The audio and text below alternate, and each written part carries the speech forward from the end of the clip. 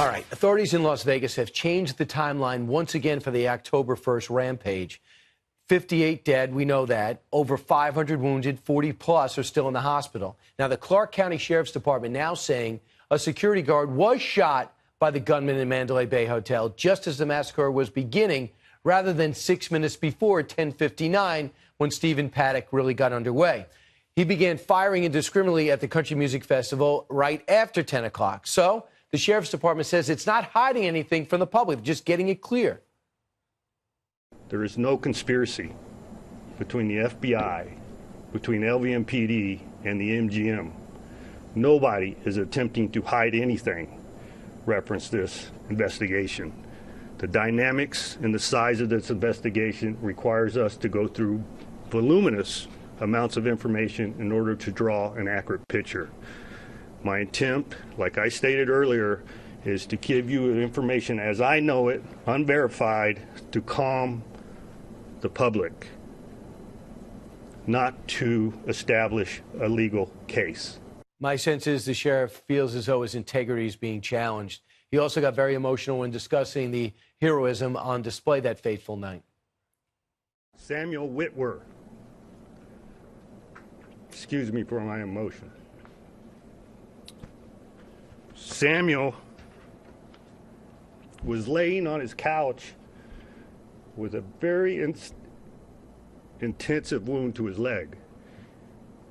During the melee and his attempt to evacuate victims, he sustained a broken leg. But he remained on scene and provided security for the medical personnel.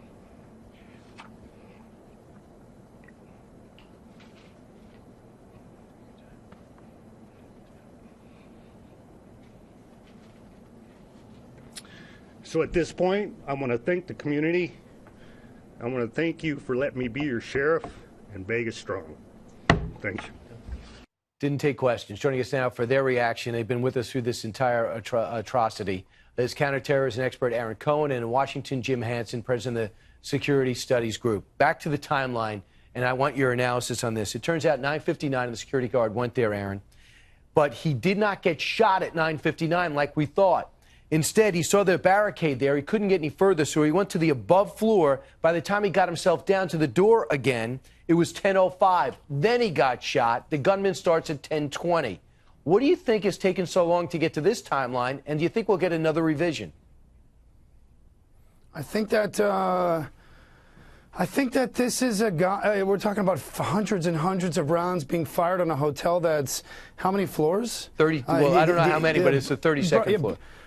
Yeah, Brian, I've been training SWAT teams for 15 years. Let me tell your audience, the clearing a hotel of this scale, and Las Vegas Metro SWAT team is a full-time SWAT team comprised of dozens of full-time entry SWAT members. Even with the full team deployed into the hotel, to be able to clear every one of those halls to determine where the shots are coming from, regardless of whether you're getting assistance from an on-site security guard who may or may not been shot, it's all irrelevant to me. The size of this tactical clearing is so colossal that the fact that the SWAT team managed to get to that door, regardless of when the security guard was hit, and then be able to make entry on that room, regardless of how they got in using a breach, whether the shooting stopped or hadn't stopped, right. The fact that they got to that door, the fact that they were able to make entry on that room is in itself. These guys are chemical dumping. Right. They're in tunnel vision. Their neck hairs are standing on them. These guys have families too.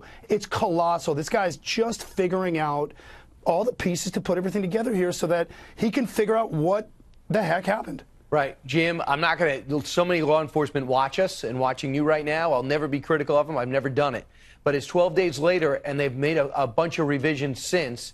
Now, he was upset because he thinks people are questioning his integrity. They're not. They're just trying to get it down. The fact that at 10:05 he gets shot, but at 9:59 he encounters the gunman, what does that tell you? Again, I think when he got shot versus when he encountered the gunman, and the fact that they messed up the timeline on that is probably more of a fact that that sheriff has had, I don't know, what, a couple hours sleep every night since this happened, has been racking his brain for, is there anything we could have done to respond faster? You know, they've had to look at all that stuff and say, okay, the calls came in at this time, we responded at this time. Was that as fast as it could have been done? Was there anything we could have done to get there quicker that might have saved a life? And I think in the end, this was an honest mistake that was made just in the timeline rather than something sketchy about what actually happened. So, Aaron, disabuse me of this. He brings gloves to survive, and they said protective clothing in order to get out. He's trying to shoot at the tanks. That rumor that we went over that one day turns out to be true. He thought maybe he could explode them, I imagine. Did something with the car. We haven't figured that out yet. But then he ends up killing himself in 9 minutes. Why would he kill himself in 9 minutes? And are you sure of that? Do you think that he could have misfired, like killed himself by mistake? I think we've all seen those. We might have all seen those pictures online of what he looks like.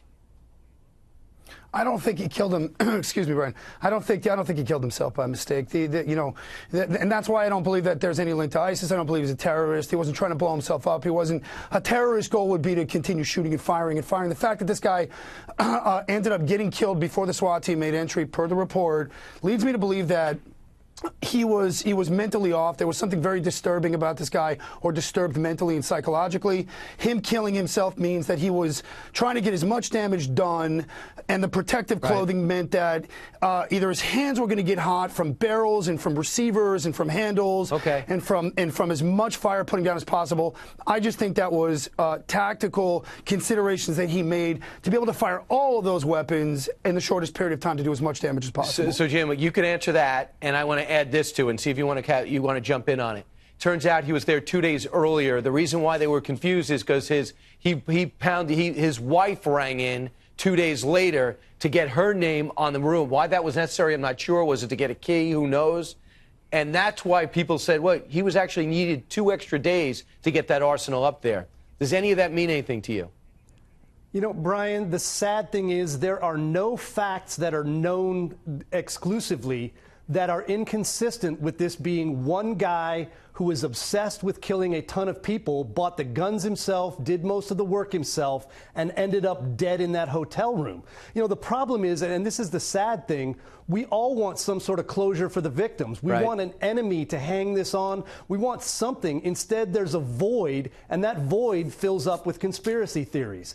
And unfortunately, we may have to live with the fact that this horrific shooting that killed all these people didn't have anything more than one sad, sick individual at the heart of it. But if that woman, his girlfriend, who ended up in the Philippines, came up to that room, she had to see 23 bags of weapons. And for her, if she did in fact see that, unless this guy's just a master hide-and-seeker, if she did in fact see that and didn't report it, she's in a lot of trouble. And